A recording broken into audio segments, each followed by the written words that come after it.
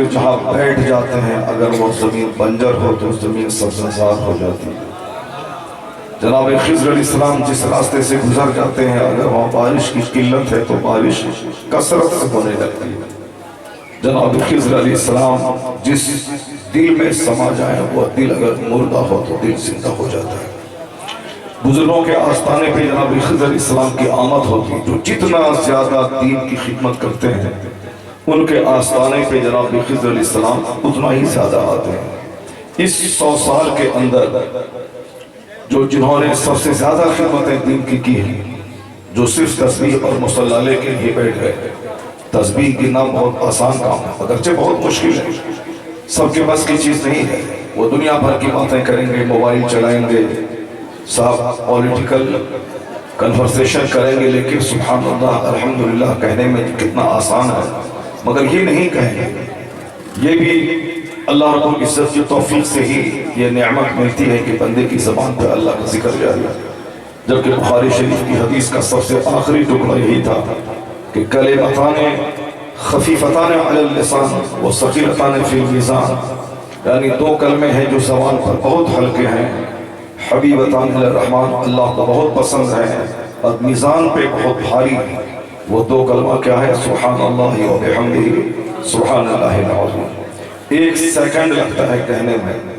اس تسبیح کے پڑھنے کے بعد بے پناہ نیکیاں ملتی ہیں، مگر لوگوں کو توفیق نہیں ملتی کہ میں بھی دکان میں بیٹھا ہوں، کسٹمر نہیں ہے، میں اس کو پڑھتا رہوں، میں ٹرین میں بیٹھا ہوں اور کوئی کام نہیں ہے تو کم سے کم اس کو پڑھتا رہوں، میں بائک پہ جا رہا ہوں، بائک ہاتھ میں ہینڈل ہے، زبان سے میں پڑھتا رہوں، توفیق نہیں ملتی۔ گٹکا کھانے کی توفیق ملتی ہے اس کو، خوب 2-4 گھنٹے تک پان چبانے پیٹ کی پھینکنے کی توفیق ملتی ہے، لیکن سبحان اللہ جو قیامت کے دن میزان پہ بہت بھاری ہے، یہ جو کروڑوں نیکیوں کا ذریعہ ہے اس کو زبان پہ نہیں لائیں گے، وہ چونکہ توفیق ہی نہیں ہے، اگرچہ بہت آسان ہے۔ سبحان اللہ و بحمدہ سبحان اللہ العظیم، 100 بار سبحان اللہ جو صبح کہتے ہیں، سبحان اللہ و بحمدہ، اور جو 100 بار شام پڑھے، حدیث میں آیا ہے کہ 100 بار حضور نے 100 مرہ کا ذکر کیا، جو 100 بار صبح پڑھے اور 100 بار شام پڑھے، چاہے اس کے گناہ سمندر کی چھاٹ کے برابر کیوں نہ ہو، اللہ تبارک و تعالی معاف فرما دیتا ہے۔ یعنی اس کے گناہ چاہے کثرت سے کیوں نہ ہو، گناہ صغائر یعنی چھوٹے چھوٹے گناہ جو آدمی ہر قدم پہ اور روزانہ لاکھوں کی تعداد میں کرتا رہتا ہے، جن کی آنکھیں خطا کرتی ہیں، جن کی زبان خطا کرتی ہیں، جن کے کان خطا کرتے ہیں، تو اس طرح کی چھوٹی چھوٹی گناہیں چاہے کروڑوں کی تعداد میں کیوں نہ ہو، جو صبح سویرے سبحان اللہ و بحمدہ 100 بار اور شام میں 100 بار پڑھے تو اللہ تبارک و تعالیٰ اس کے گناہوں کو مٹا دیتا ہے۔ جو بڑے گناہ ہیں وہ بڑے گناہ سچی توبہ سے معاف ہوتے ہیں، چھوٹے چھوٹے گناہ فجر سے لے کے ظہر کے بیچ میں جو گناہ ہوئے وہ ظہر کی نماز اس گناہوں کو مٹا دیتی ہے، ظہر سے لے کے عصر کے بیچ میں جو گناہ چھوٹے چھوٹے ہوئے عصر کی نماز اس گناہوں کو مٹا دیتی ہے، ایک جمعہ سے دوسرے جمعہ کے بیچ میں جو گناہ ہوئے تو آنے والا جمعہ کی نماز اس گناہوں کو مٹا دیتی ہے۔ اور حدیث میں ہے کہ العمرۃ الی العمرۃ کفارۃ لما بینہما، یعنی ایک عمرہ سے دوسرے عمرہ کے بیچ میں جتنے گناہ ہوتے ہیں وہ دوسرا عمرہ اس گناہوں کا کفارہ ہو جاتا ہے۔ العمرۃ الی العمرۃ کفارۃ لما بینہما، وہ اس بیچ کے گناہوں کو وہ عمرہ مٹا دیتا ہے۔ چھوٹے چھوٹے گناہ جسے گناہ صغیرہ کہتے ہیں، وہ چھوٹے چھوٹے گناہ اتنے انگنت ہیں، سب سے ہوتے ہیں ذرا شمار ہی نہیں۔ وضو کرنے سے گناہ جھڑ جاتا ہے، وضو کرنے سے کلی کرنے سے منہ کا گناہ، چہرہ دھونے سے چہرے کا گناہ، ہاتھ دھونے سے ہاتھ کا گناہ، یہاں تک کہ ناخن کے راستے سے جو پانی گرتا ہے نیچے وہ گناہ صغیرہ اس کے معاف ہوتے ہیں۔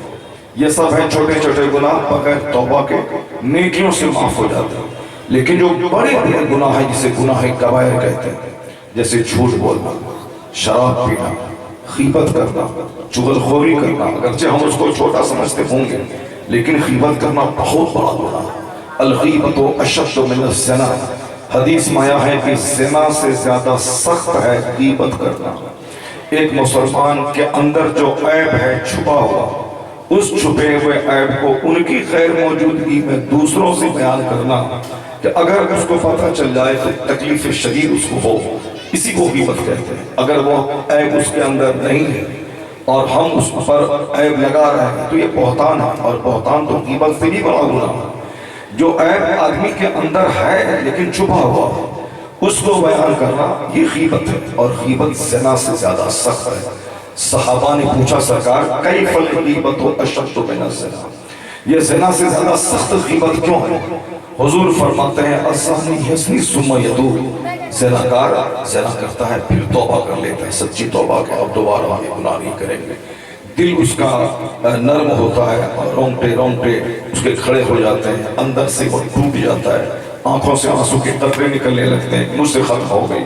وہ توبہ کر لے تو اللہ تعالیٰ اس کو معاف کر دے گا، معاف ہو جاتا ہے۔ شراب پینے والا 10 سال شراب پیتا رہا، توبہ کیا، اللہ معاف کر دے گا۔ لیکن جس مسلمان کی برائی اس نے کی ہے اس کی غیر موجودگی میں، اللہ اس وقت تک معاف نہیں کرے گا جب تک کہ جس کی برائی کی گئی وہ اس کو معاف نہ کر دے۔ اس لیے غیبت زنا سے زیادہ سخت ہے۔ زنا کرنے میں سچی توبہ ہوئی گناہ خواہ، لیکن جس کی برائی بیان کی گئی جب تک وہ شخص اس کو معاف نہیں کر دے اس وقت تک اس کا گناہ معاف نہیں ہوگا۔ اس لیے آیا ہے کہ غیبت کا کفارہ ہے کہ جس کی برائی بیان کی گئی اس کے لیے دعائے مغفرت کی جائے، جس کی برائی بیان کی گئی اس کے لیے دعائیں مغفرت کرے گا، اللہ تعالیٰ ان کو معاف کر دے، اللہ اس کے گناہوں کو مٹا دے۔ اس کے لیے دعائیں مغفرت کرے تو اللہ اس کے دل میں رحم ڈال دے گا اور وہ ان کی خطاؤں کو معاف کر دے گا، اور جب یہ وہ معاف کر دے گا تو اللہ تبارک و تعالیٰ اس کو معاف کر دے گا۔ یعنی یہ گناہ ریلیٹڈ ہے بندوں کے حقوق کے ساتھ، بندوں کا حق ہے بندوں کی عزت کرنا، بندوں کی جان مال عزت آبرو سب کی حفاظت کرنا، عزت کرنا، یہ ہر مومن پہ لازم ہے۔ اور ہم نے ان کی عزت خراب کرنے کے لیے ہی اس کے پوشیدہ عیب کو بیان کیا، تو یہ حقوق اللہ سے بھی زیادہ سخت گناہ ہے۔ اللہ کو عزت کا حق ہے، جیسے نماز پڑھنا، روزہ رکھنا، حج کرنا، زکوٰۃ دینا۔ اگر ہم نے اس میں کوئی کوتاہی کی تو یہ حق اللہ سے ریلیٹڈ ہے، اللہ معاف کر دے گا۔ لیکن جو حق بندوں سے ریلیٹڈ ہے، کسی کو گالی دیا، کسی کی عزت خراب کی، کسی کی چغل خوری کی، کسی کا حق دبا دیا، یہ اس وقت تک اللہ معاف نہیں کرے گا جب تک کہ وہ بندہ اس کو معاف نہ کر دے۔ اس لیے حقوق اللہ سے زیادہ حقوق العباد کے بارے میں بندے کو چوکس رہنا چاہیے، چوکنا رہنا چاہیے۔ خیر میں یہ کہہ رہا تھا کہ زبان پہ یہ چھوٹا سا کلمہ بہت ایزی ہے، لیکن سب کے لیے ایزی نہیں ہے۔ سب کے جس کو اللہ توفیق دے دے اس کے لیے بہت آسان ہے۔ سبحان اللہ و بحمدہ سبحان اللہ۔ یہ 1 گھنٹے تک موبائل چلانا کیا مطلب ہے؟ 2 گھنٹے تک موبائل چلانا۔ ابھی میں آ رہا تھا، اسد بھائی نام پڑھ رہے تھے، اسد اقبال کی اپنی ایک الگ شناخت ہے پورے ہندوستان میں۔ بہت سارے لوگ نعت پڑھنے والے آتے ہیں، وہ کبھی ایسے جھومتے ہیں، کبھی ادھر جھومتے ہیں، کبھی آگے نیچے اسٹیج سے گر جاتے ہیں، کبھی صاحب وہ پیچھے گر جاتے ہیں۔ نہ جانے کیا کیا ڈرامہ لوگ رچتے ہیں کہ تاکہ میں پاپولر ہو جاؤں، میں مقبول ہو جاؤں، میرا خوب پروگرام ہونے لگے، جیسا چلنے لگے۔ مگر نیچے گرنے والا وہ گر گیا، دائیں بائیں جھومنے والا وہ جھومتا رہ گیا۔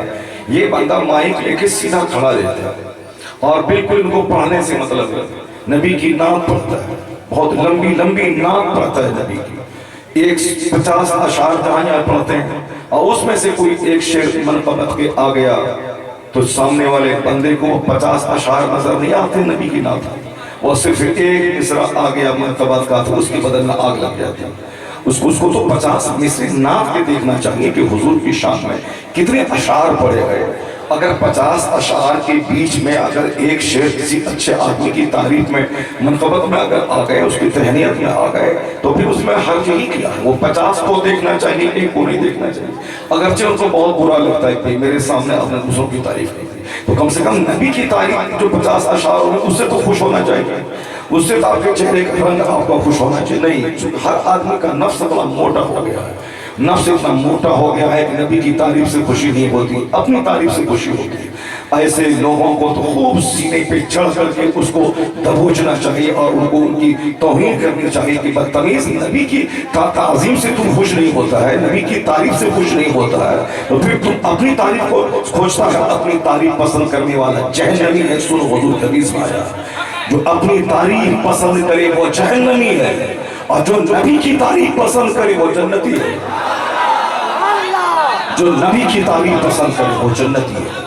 اور جو اپنی تعریف پسند کرے کہ میرے لیے لوگ کھڑے ہو، لوگ کھڑے ہو جاتے ہیں، لوگ تعریف کر دیتے ہیں، وہ الگ چیز ہے، لیکن یہ پسند کرنا کہ میں آؤں تو لوگ کھڑے ہو جائیں، میں آؤں تو لوگ میری تعریف کریں، یہ پسند ہے، جہنم لے جانے والی پسند ہے۔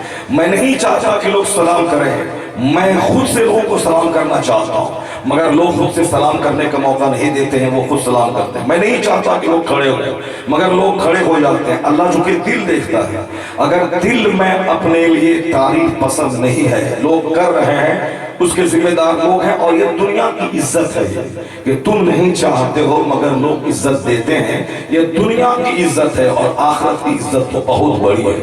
اور جو دنیا میں اپنی تعریف پسند کرتا ہوں اور لوگ ان کے ڈر سے تعریف کر بھی دیں تو یہ جہنم جانے کا بہت بڑا سامان ہے۔ اور جب جہنم میں فرشتے پٹائی کرتے اور کہتے ہیں کیا تو اس قابل تھا جو تعریف سننا چاہتا تھا؟ اگر نہیں اس قابل تھا تو تم نے بغیر کام کے اپنی تعریف کیوں پسند کی؟ تو جتنی تعریف ہوئی ہر تعریف کے بدلے میں فرشتے کوڑے ماریں گے اس کو۔ جب کسی کی قبر پہ جا کے کوئی وہاں خوب تعریف کرتا ہے تو فرشتہ اس کی قبر میں اس سے کہتا کیا اس قابل ہے کہ تیرے گھر والے ایسا بول رہے ہیں، تیرے مرید ایسا تجھ کو کہہ رہے ہیں، تیرے شاگرد ایسا کریں، کیا تیرے اندر وہ کوالٹی ہے؟ اگر نہیں ہے تو وہ کہہ رہے ہیں تو پھر وہ اوپر کہیں گے اور نیچے برائی ہوگی۔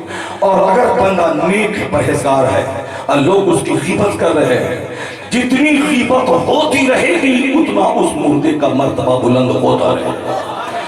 ان کی غیبتوں سے ان کو نیکیاں ملیں گی، ان کے درجات بلند ہوں گے۔ تو تعریف اپنی نہیں، تعریف اپنی سن کے آپ خوش نہ ہو، اپنی تنقید سننے کے بعد پریشان نہ ہو۔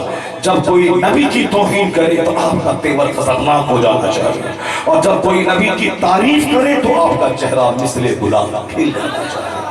ایک بندہ نبی کی نعت پڑھتا ہے اور قاعدے سے پڑھتا ہے، بہت لمبے پیریڈ سے پڑھتا ہے، جس کو آپ اپنی زبان میں کہہ لیں کہ فلان کرکٹر پیچ پر بہت دیر تک کھڑا رہتا ہے، کوئی گیا فوری آؤٹ ہو گیا، اور کوئی بہت دیر سے میدان میں کھڑا ہے۔ آپ آج تقریباً 30 35 40 سال سے جو بندہ نبی کی نعت پڑھتا ہو اور پورے ہندوستان میں نعت پڑھتا ہو اور زبردست ڈھنگ سے نعت پڑھتا ہو، نعت کو نعت کی طرح پڑھتا ہو، ادھر وہ نعت پڑھ رہے ہیں، لوگ پریشان ہیں کہ صاحب اسد بھائی کی تاریخ مل جائے، بہت سارے لوگ اسد بھائی کی تاریخ نہیں ملتی تو شکایت کرتے ہیں، اور یہاں میں نے دیکھا ابھی کچھ لوگ موبائل چلا رہے ہیں۔ بتائیں یہاں نبی کی نعت ہوگی، اور ایک ہندوستان کا ایک زبردست مداح رسول ایک بہت بڑا، جس کا ہم تو کہتے ہیں کہ نعت پڑھنے والے سارے اچھے ہیں، مگر جس اونچائی پہ یہ فائز ہیں اس اونچائی کا کوئی دوسرا آدمی نظر نہیں آتا۔ اللہ کرے کہ دوسرے تیسرے چوتھے پانچ سب تیار ہو جائیں، لیکن فی الحال ابھی تو اس اونچائی پہ کوئی دوسرا نظر نہیں آتا۔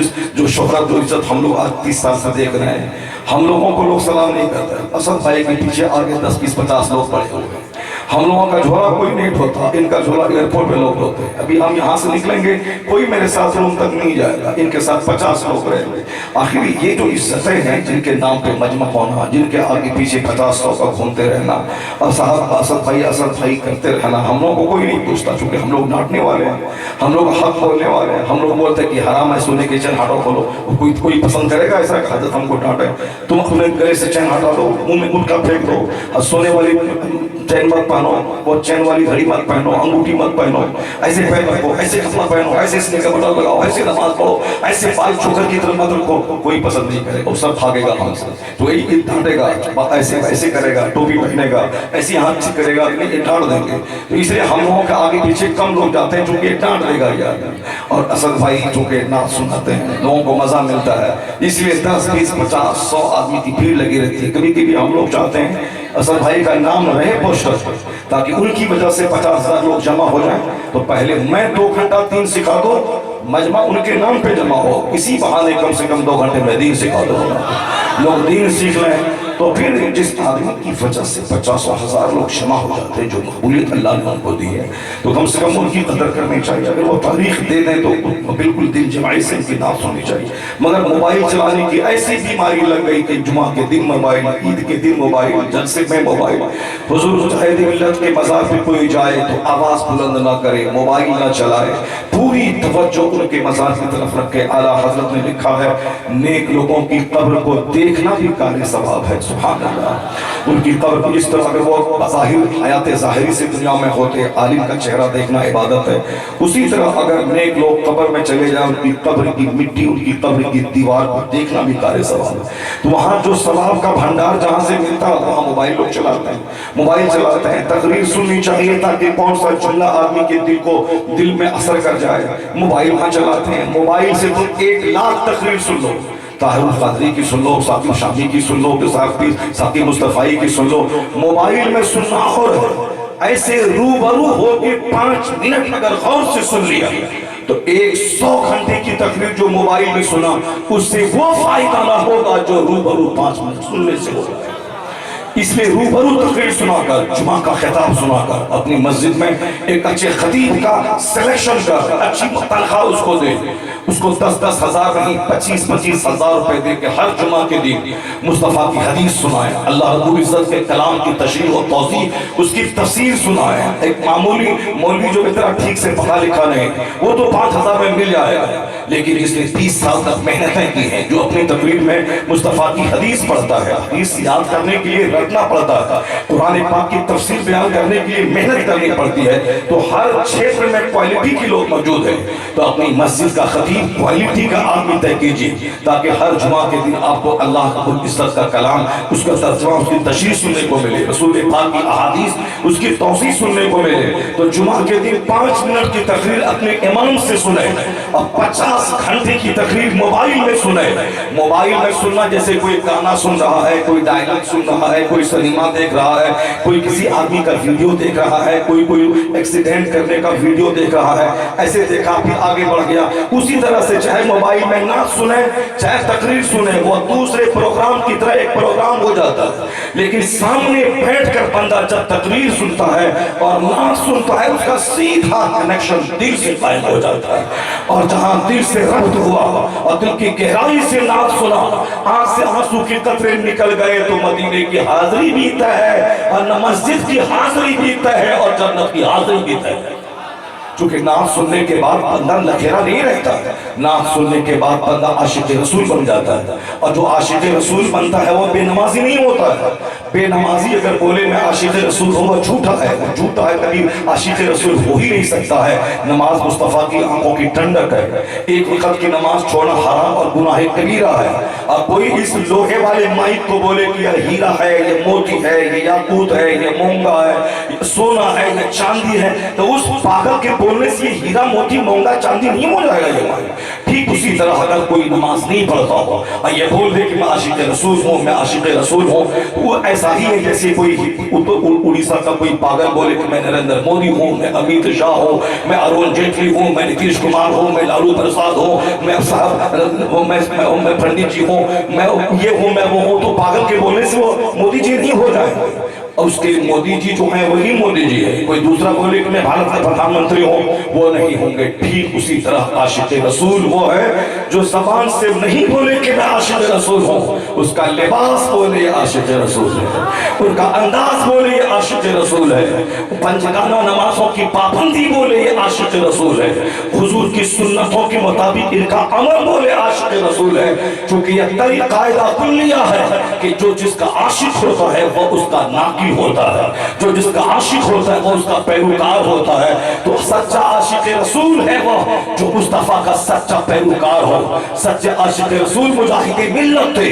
लिबास देखो तो वह लिबास जो सुन्नतों से सजा हुआ है, सर पे टोपी हो जो सुन्नतों से सजी हुई हो, बगैर सिली लुंगी जो सुन्नतों से सजी हुई हो, चलने का अंदाज निगाहें झुकी हुई जो सुन्नतों के मुताबिक हो, जो साहिदाना जिंदगी गुजारे है करोड़ों की प्रॉपर्टी मगर दिल मिस्कीन जैसा है। क्यों? मुस्तफा की दुआ थी, अल्लाहुम्मा अहयनी मिस्कीना व अमितनी मिस्कीना व अशुरनी फी सुरती मसाकीन। मुस्तफा कायनात के मालिक को मुख्तार, मगर वो दुआ करते थे, इलाही मुझे मिस्कीन बना के जिंदा रख, मिस्कीनियत की हालत में मौत अता फरमा, मुझे मिस्कीनों के साथ मेरा हश्र फरमा।